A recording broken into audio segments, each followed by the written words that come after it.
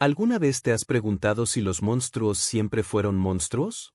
Hoy vamos a descubrir la verdad sobre uno de los seres más temidos de la mitología. Esa criatura cuya mirada petrifica y cuyo nombre todavía hoy nos pone los pelos de punta, Medusa. Pero te advierto, después de este video, puede que nunca vuelvas a ver a Medusa de la misma forma. Porque detrás de ese rostro terrorífico se esconde una historia de injusticia que pocas veces se cuenta. Una historia donde los dioses, aquellos que supuestamente representaban la justicia y la virtud, mostraron su lado más oscuro y cruel. Piénsalo por un momento. ¿Qué sabes realmente de Medusa? Probablemente la imagen que te viene a la mente es la de una mujer monstruosa con serpientes por cabello, ojos que petrifican y colmillos afilados. La ves como un monstruo al que había que eliminar, ¿verdad? Pero, ¿y si te dijera que Medusa no nació siendo un monstruo? ¿Y si te contara que fue una víctima? Antes de convertirse en el terror de los mortales, Medusa era una joven de belleza extraordinaria. Nació humana, no como sus hermanas Esteno y Euríale, que eran gorgonas inmortales desde su nacimiento.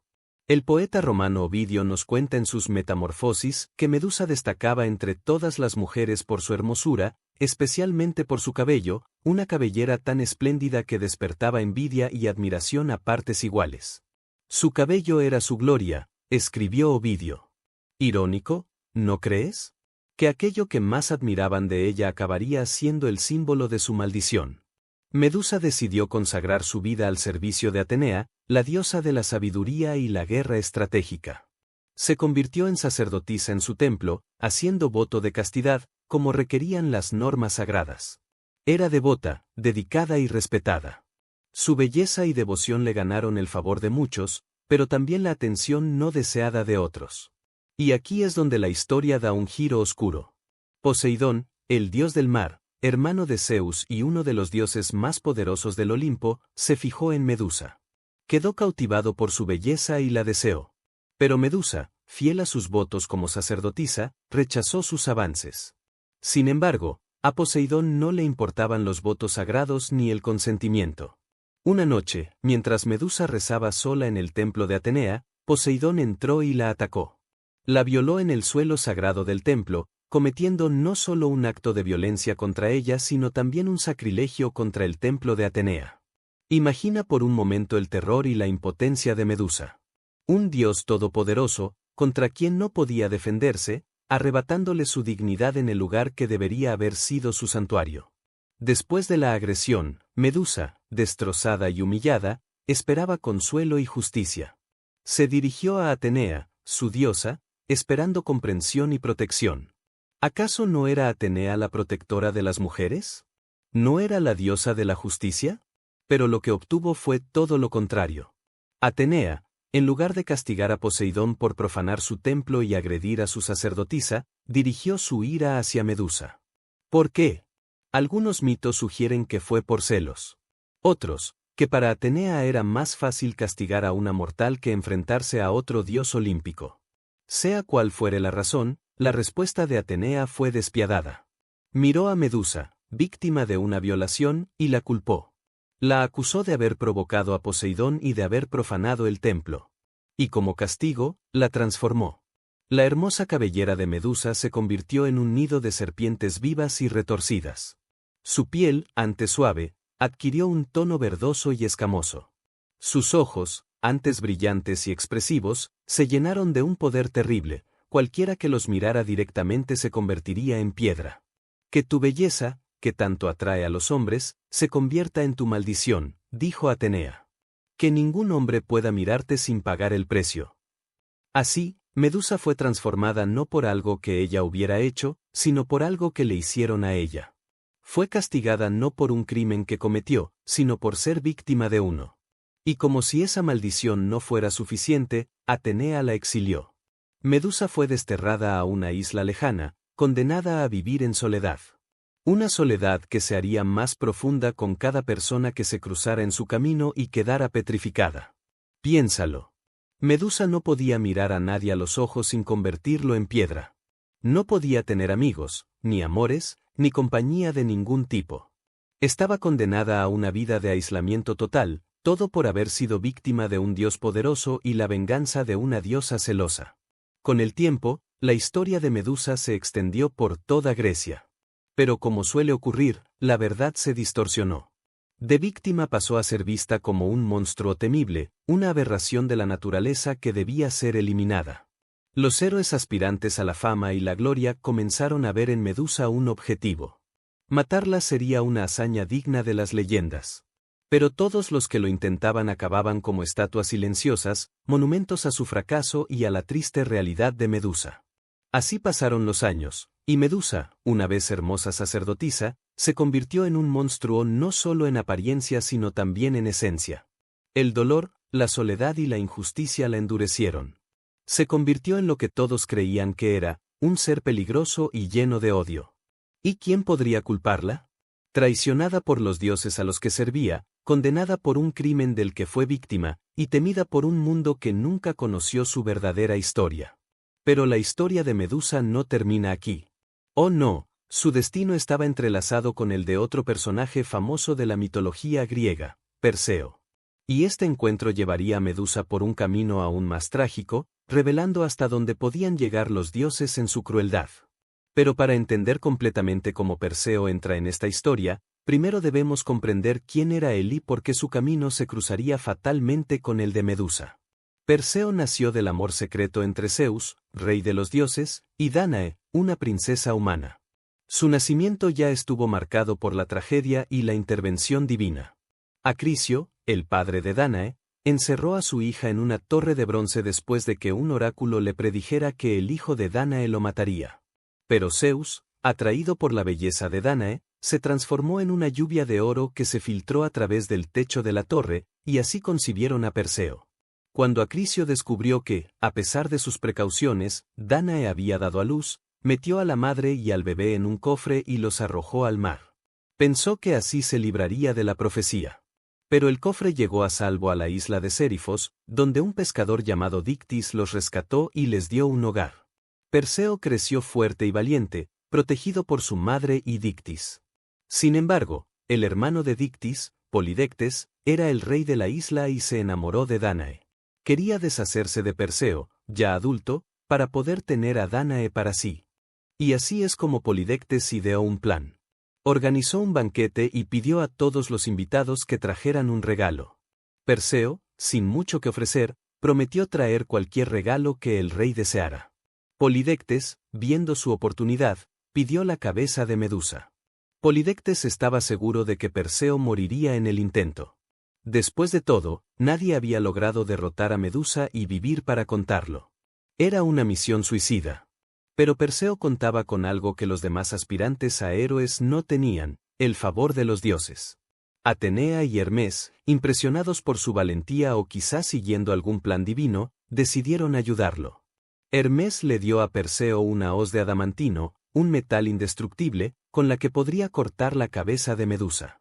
Atenea le entregó un escudo pulido hasta brillar como un espejo, aconsejándole que nunca mirara directamente a Medusa, sino solo su reflejo en el escudo.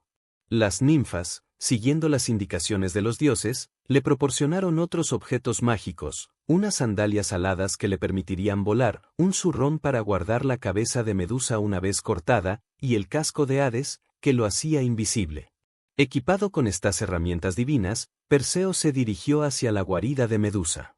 Siguió las indicaciones de Atenea, volando sobre mares y tierras hasta llegar a la isla donde la Gorgona vivía en soledad.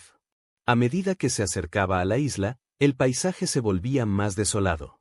Árboles petrificados se alzaban como testigos silenciosos de la maldición de Medusa. Estatuas de hombres con rostros congelados en expresiones de horror marcaban el camino hacia su guarida. Perseo avanzó con cautela, usando el casco de Hades para mantenerse invisible. Podía escuchar el siseo de las serpientes que formaban el cabello de Medusa mucho antes de verla. Y entonces la vio a través del reflejo de su escudo. Allí estaba Medusa, durmiendo en su cueva. A pesar de su apariencia terrorífica, con serpientes retorciéndose en lugar de cabello y piel verdosa, Perseo pudo ver rastros de la belleza que una vez tuvo. En su rostro dormido, había una paz que contrastaba con la monstruosidad que los dioses le habían impuesto. Por un momento, Perseo dudó. ¿Era justo matar a un ser que dormía indefenso? Era heroico asesinar a alguien que, según las historias que había escuchado, no siempre fue un monstruo, pero recordó a su madre, en peligro por las intenciones de Polidectes. Recordó la promesa que había hecho. Y, sobre todo, recordó que los dioses lo habían enviado a esta misión. ¿Quién era él para cuestionar los designios divinos?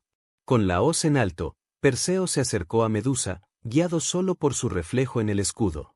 Con un movimiento rápido y certero, cortó la cabeza de Medusa. La sangre brotó del cuello cortado, y de ella surgió Pegaso, el caballo alado, y Crisaor, un gigante con una espada de oro.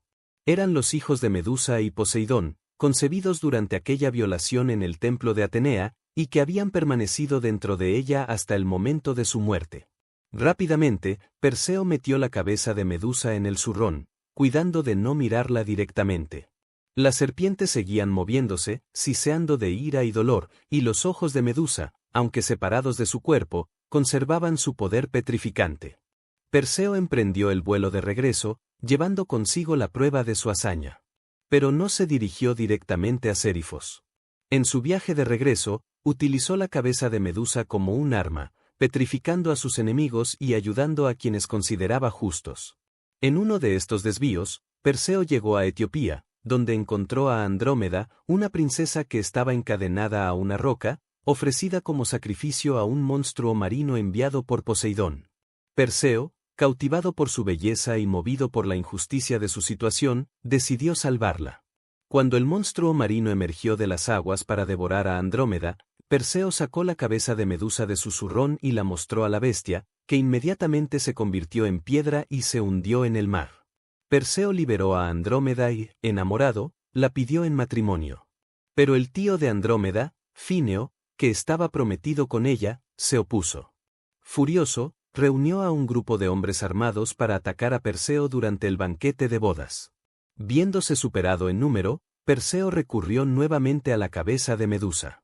Advirtió a sus aliados que cerraran los ojos y luego mostró la cabeza a Fineo y sus hombres, convirtiéndolos a todos en estatuas. Con estos y otros actos heroicos, Perseo se ganó la fama y el respeto. Finalmente, regresó a Sérifos, donde encontró a su madre escondida en un templo, refugiada de las persistentes atenciones de Polidectes. Perseo se dirigió al palacio donde Polidectes estaba celebrando un banquete. El rey, sorprendido de ver a Perseo vivo, se burló de él, desafiándolo a mostrar la cabeza de Medusa que había prometido traer. Con una sonrisa fría, Perseo sacó la cabeza del zurrón y la mostró a Polidectes y sus cortesanos, quienes instantáneamente se convirtieron en piedra.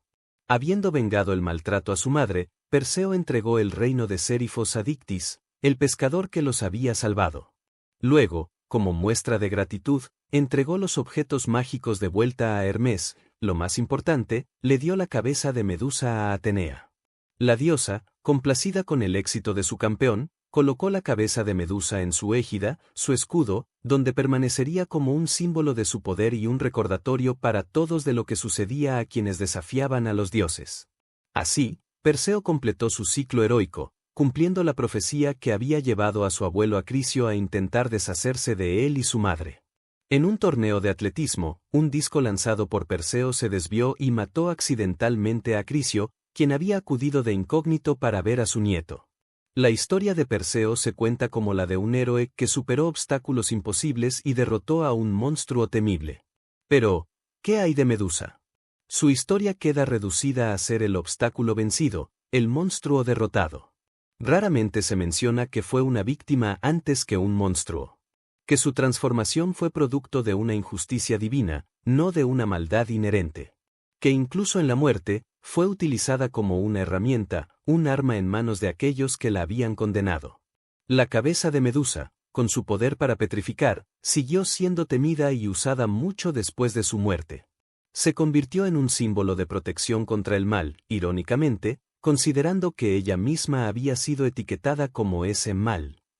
Pero la verdad detrás del mito, la historia de una mujer cuyo único crimen fue ser víctima de un dios poderoso, quedó sepultada bajo capas de leyenda y prejuicio.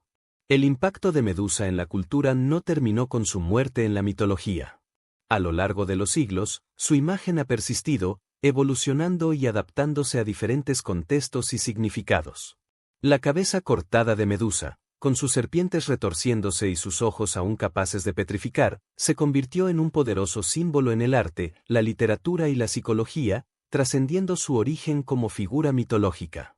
En la antigua Grecia, la imagen de Medusa aparecía frecuentemente en amuletos protectores conocidos como gorgonas. Se creía que estas representaciones protegían contra el mal de ojo y otros peligros. Los soldados llevaban su imagen en sus escudos para aterrorizar a los enemigos, y se colocaba en las entradas de templos y casas como un guardián intimidante. Los romanos adoptaron y expandieron este uso de la imagen de Medusa. La colocaban en mosaicos de pisos y paredes, en joyería e incluso en armaduras. Para ellos, representaban no solo protección sino también el poder del Estado y la autoridad imperial. Durante el Renacimiento, artistas como Caravaggio y Cellini crearon algunas de las representaciones más impactantes de Medusa. En estas obras, a menudo se la representa en el momento de su decapitación o como una cabeza cortada, con una mezcla de horror y belleza que captura la dualidad de su mito. Es fascinante cómo estas representaciones renacentistas empezaron a humanizar a Medusa. En lugar de mostrarla como un monstruo puramente terrorífico, los artistas comenzaron a enfatizar su tragedia. La obra de Caravaggio, por ejemplo, muestra a una medusa cuyo rostro expresa sorpresa y dolor, recordándonos que detrás del monstruo había una mujer. Este cambio en la perspectiva continuó en los siglos siguientes. Los románticos del siglo XIX, con su interés en los marginados y las víctimas de la sociedad, encontraron en Medusa una figura con la que podían identificarse. Poetas como Percy Bysshe Shelley escribieron sobre ella, reimaginando su historia y destacando la injusticia de su destino. Pero fue en el siglo XX, con el surgimiento de la psicología moderna y los movimientos feministas, cuando la interpretación de Medusa experimentó su transformación más radical. Sigmund Freud, en su ensayo La cabeza de Medusa, interpretó la imagen de Medusa como un símbolo del miedo a la castración. Según Freud, las serpientes en lugar de cabello representaban el vello púbico, y la capacidad de petrificar simbolizaba la erección masculina frente al miedo. Esta interpretación, aunque controvertida, puso de relieve cómo los mitos antiguos podían contener significados psicológicos profundos y cómo estos significados estaban a menudo entrelazados con las ansiedades y tabúes sexuales. Las feministas de la segunda ola, en las décadas de 1960 y 1970, encontraron en Medusa un símbolo poderoso para su causa. Reinterpretaron su mito como una alegoría de la opresión patriarcal, una mujer castigada por los hombres por su belleza y luego demonizada para justificar su maltrato. La escritora y crítica Helen Sixous, en su influyente ensayo La risa de la Medusa 1975, instó a las mujeres a reclamar la imagen de Medusa: solo tienes que mirar a la medusa directamente para verla. Y no es mortal. Es hermosa y se ríe. Para Sixous y otras feministas, Medusa representaba el poder femenino que el patriarcado temía y buscaba controlar. Su mirada petrificante se reinterpretó como la capacidad de las mujeres para desafiar y desestabilizar las estructuras de poder masculinas.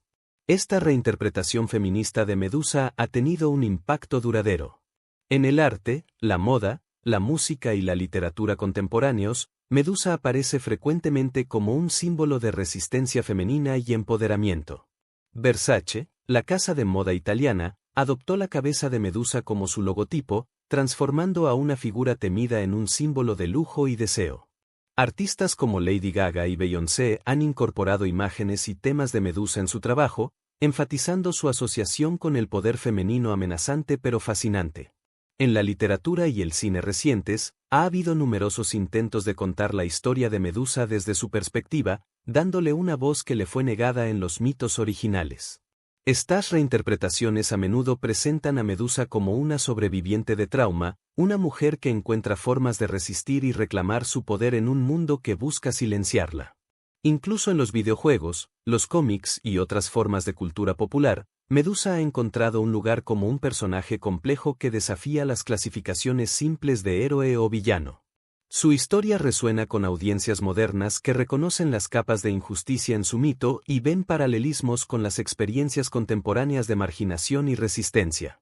Pero tal vez el legado más significativo de Medusa esté en cómo su historia nos invita a cuestionar las narrativas dominantes. En el mito original, Medusa es el monstruo que el héroe debe matar para demostrar su valía. Es un obstáculo, no un personaje por derecho propio. Al reexaminar su historia, nos enfrentamos a preguntas incómodas. ¿Quién decide qué constituye un monstruo? ¿Qué voces son silenciadas en las historias que contamos? ¿Cómo justificamos la violencia contra aquellos a quienes hemos demonizado? La historia de Medusa nos recuerda que los monstruos son a menudo creados, no nacidos. Son el resultado de cómo la sociedad trata a aquellos que son diferentes, amenazantes o simplemente inconvenientes para las narrativas establecidas. En un mundo donde todavía luchamos con cuestiones de poder, género y justicia, el mito de Medusa sigue siendo sorprendentemente relevante. Nos desafía a mirar más allá de las etiquetas de héroe y monstruo, a considerar cómo nuestras propias sociedades crean y perpetúan sistemas de marginación, y a imaginar formas más justas de relación entre nosotros. Porque la verdadera tragedia de Medusa no es que fuera transformada en un monstruo, sino que nunca se le permitió contar su propia historia. Su narrativa fue definida por aquellos que tenían interés en verla como una amenaza, no como una víctima. Hoy, al reclamar y reinterpretar su mito, estamos permitiendo que Medusa finalmente hable, no a través de la mirada petrificante que le impusieron, sino a través de su humanidad restaurada. En cada nueva interpretación de su historia, en cada obra de arte que la muestra no como un monstruo sino como una mujer, Medusa encuentra una forma de redención. No puede deshacer los horrores que sufrió, pero puede inspirarnos a cuestionar las estructuras de poder que permiten que tales injusticias ocurran. Y tal vez esa sea la lección más valiosa de su mito, que incluso las historias más antiguas y establecidas pueden ser reconsideradas, que las víctimas pueden reclamar sus narrativas, y que aquellos a quienes la sociedad ha convertido en monstruos pueden, con el tiempo y la comprensión, ser vistos como lo que realmente son: seres humanos complejos atrapados en circunstancias más allá de su control. La próxima vez que veas una imagen de Medusa, con sus serpientes retorciéndose y sus ojos penetrantes, recuerda que estás mirando no solo a un monstruo mitológico, sino a un poderoso símbolo de transformación y resistencia. Un recordatorio de que las historias que contamos importan, y que siempre hay más de una forma de interpretar un mito. La verdadera historia de Medusa, vista a través de una lente moderna, no es simplemente la de una víctima convertida en monstruo. Es la historia de cómo las sociedades crean monstruos para justificar su miedo y su violencia, y cómo, siglos después, esos mismos monstruos pueden convertirse en símbolos de empoderamiento y cambio. En este sentido, Medusa nunca fue realmente derrotada. Su mirada sigue desafiándonos, no para convertirnos en piedra, sino para hacernos ver la verdad detrás de los mitos que hemos heredado y las historias que elegimos contar. Y hasta aquí la historia de hoy. Si te gustó, no olvides suscribirte, dejar tu like y compartirlo con quien creas que le encantará. Cuéntanos en los comentarios qué te pareció el video y qué historias te gustaría que contemos en el futuro. Nos encanta leerte. Nos vemos en la próxima aventura.